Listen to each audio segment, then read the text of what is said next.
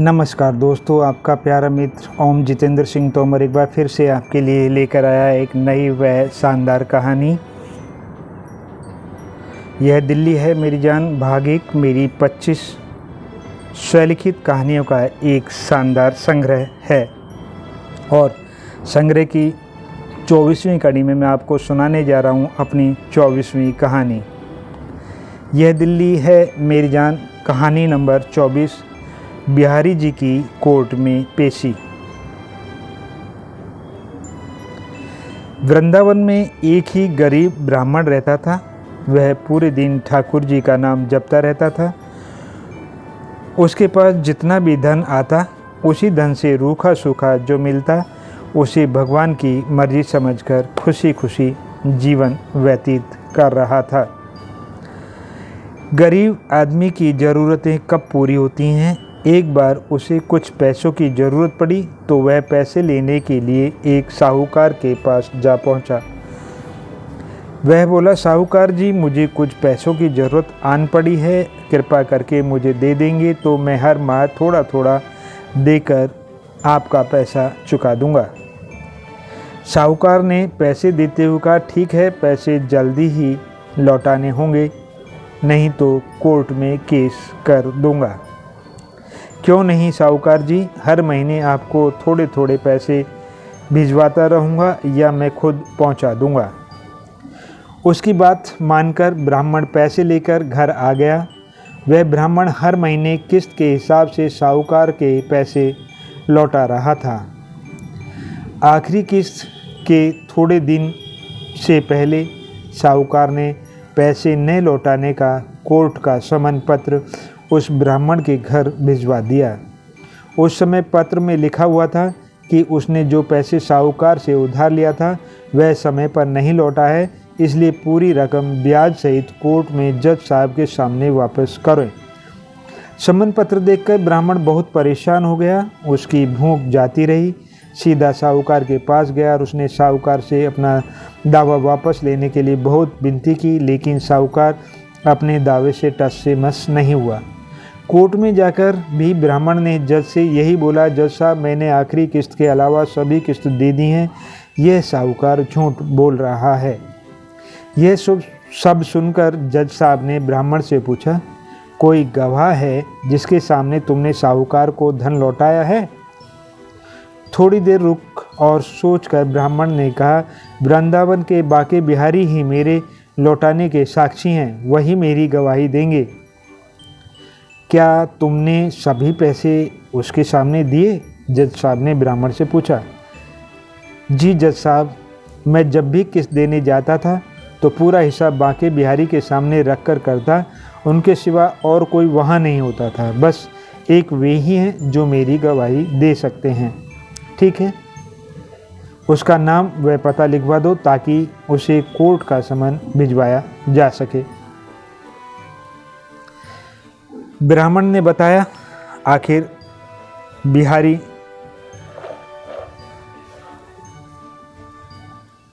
ब्राह्मण ने बताया, बाके बिहारी वल्द वासुदेव वृंदावन। ब्राह्मण के बताए गए पते पर समन जारी कर दिया गया और ब्राह्मण को ही समन बाके बिहारी को देने का काम सौंपा गया। ब्राह्मण ने समन को मूर्ति के सामने रखकर कहा, बाके बिहारी, आपकी गवाही देने कचहरी जाना है। मैं जब भी साहूकार को पैसे देने के लिए पैसे लेकर गया तो आपके सामने गिनकर लेकर गया और साहूकार ने मेरी एक नहीं मानी। अब तुम्हें गवाही देने कचहरी जाना पड़ेगा। पेशी का समय बीत गया। पेशी का दिन आ गया, लेकिन ब्राह्मण की कोर्ट में जाने की हिम्मत नहीं हो रही थी। वह मंदिर में बिहारी जी के सामने बैठ गया। वह बिहारी जी से केवल प्रार्थना कर रहा था, मेरी लाज रख लीजिए प्रभु, आपके इस भक्त की लाज रख लीजिए प्रभु। पेशी की अगली तारीख पर एक बूढ़ा आदमी कोर्ट में ब्राह्मण के साथ पेश हुआ। साहूकार ने देखा कि कोर्ट में ब्राह्मण के साथ बाके बिहारी नाम का एक बूढ़ा भी खड़ा है। उस बूढ़े व्यक्ति ने जज साहब को बताया कि जज साहब, मैं बाके बिहारी हूँ जिसको आपने समन भिजवाया था। जज साहब बोले, तो उस ब्राह्मण ने आपके सामने साहूकार को पैसे लौटाए हैं? वह बूढ़ा ब्राह्मण की तरफ से गवाही देते हुए बोला, जज साहब, जब ब्राह्मण साहूकार के पैसे लौटा था तब मैं उसके साथ होता था। साहूकार उस बूढ़े को नहीं पहचानता था। वह जज साहब से बोला, जज साहब, यह बूढ़ा झूठ बोला है, इसे मैंने पहले कभी नहीं देखा। अच्छा, पर मैं तो तुम्हें देखता था, उस बूढ़े ने कहा, और साथ ही उस बूढ़े ने साहूकार की सारी पोल खोल डाली।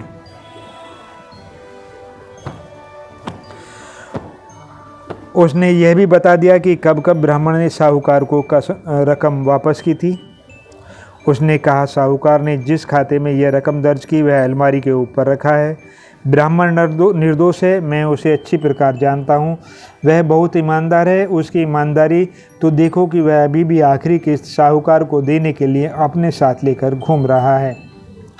जज साहब ने साहूकार के घर सिपाही भेजकर ऊपर रखा हुआ खाता जब्त करवा लिया।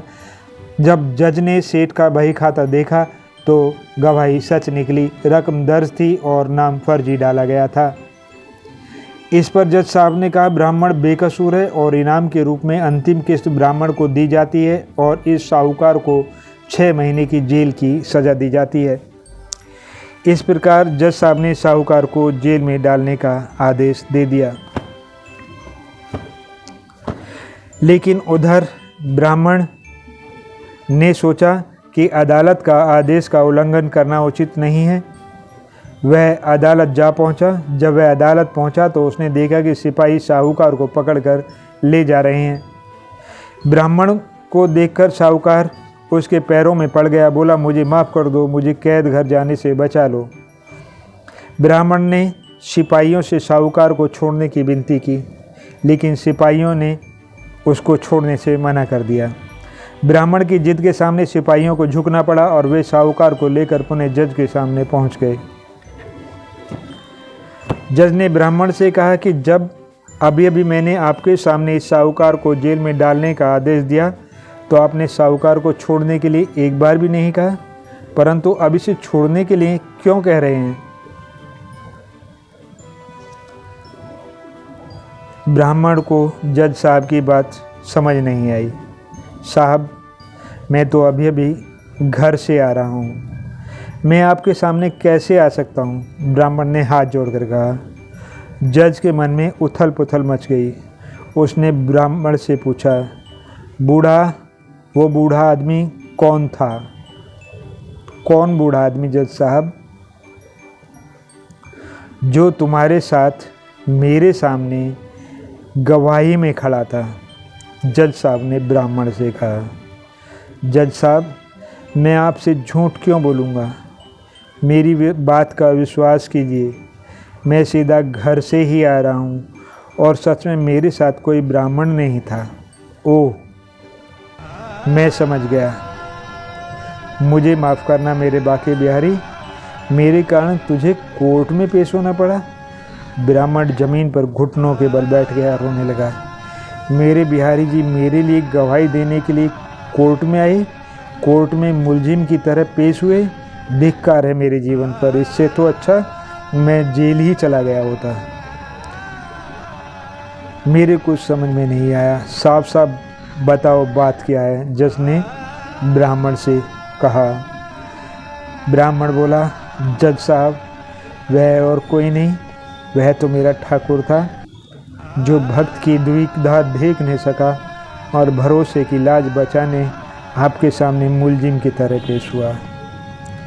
यह सब बातें सुनने के बाद सब जज समझ गए कि साक्षात श्री बांके बिहारी जी कोर्ट में पेश हुए थे। इस घटना के बाद जज साहब हक्का बक्का रह गए। हे भगवान, मेरे सामने आप साक्षात रूप में आए और मुलजिम की तरह कटघरे में खड़े हुए। मैं राजा की तरह आपके सामने अपने सिंहासन पर बैठा रहा। मुझसे बड़ा पापी और कौन हो सकता है? इस घटना के बाद उन जज साहब ने अपने पद से इस्तीफ़ा दे दिया और यहाँ तक कि उसने अपना घर परिवार तक छोड़ दिया और फ़कीर बन गए। इतना सुनने के बाद जज ब्राह्मण के चरणों में लेट गए। इसके बाद जज साहब ने अपना घर बार और सारा काम धंधा छोड़ दिया और ठाकुर को ढूंढने के लिए निकल गए और फ़कीर बन गए। बहुत समय बीत गया लेकिन जज साहब का कहीं पता नहीं चला। लोगों का कहना है कि इस घटना के बहुत सालों बाद लोगों ने वृंदावन में एक विक्षिप्त से व्यक्ति को घूमते हुए देखा। वह किसी से कुछ नहीं मांगता, परंतु जब कभी किसी भंडारे में जाता, वहाँ के पतलों की जूठन उठाता, उसमें से आधा जूठन ठाकुर जी को अर्पित करता और आधा खुद खाता। उसे ऐसा करते लोग उसे मारने पीटने लगते। बार बार पिटाई खाने के बावजूद भी वह नहीं सुधरा। जूठन बटोर कर खाता और भगवान को खिलाता रहता।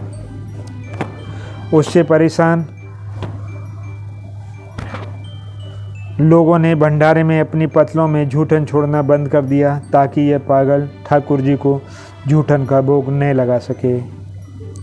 हर दिन की तरह उसने आज भी सभी पतलों को पहुँच कर भोजन इकट्ठा किया, पर यह क्या, आज तो केवल वह एक निवाला ही इकट्ठा कर पाया और उसने भूख से व्याकुल होकर उस निवाले को अपने मुख में डाल लिया।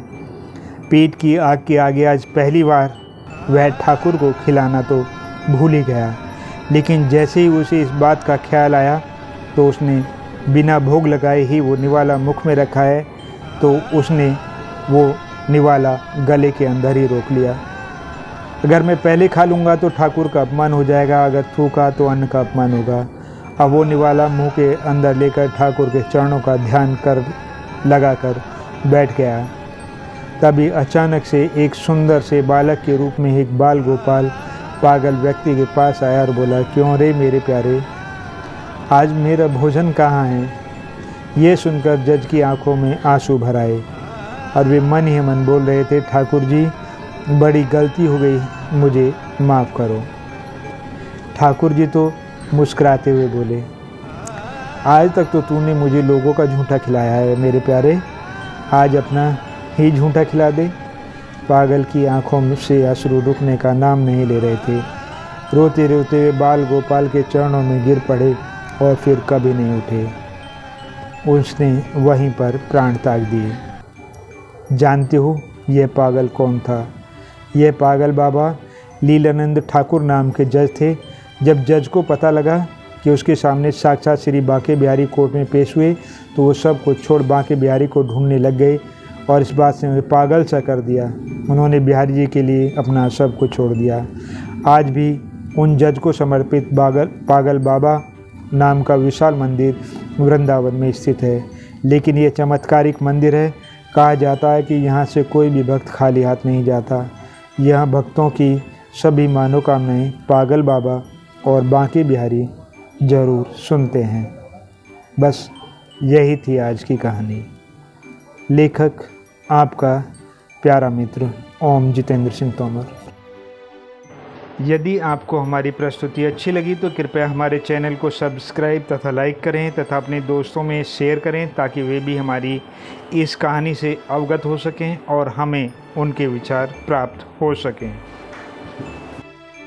अब अपने प्यारे मित्र ओम जितेंद्र सिंह तोमर को विदा दीजिए। नमस्कार, जय हिंद, जय भारत। यह दिल्ली है मेरी जान की नेक्स्ट स्टोरी के लिए स्टे ट्यून्ड।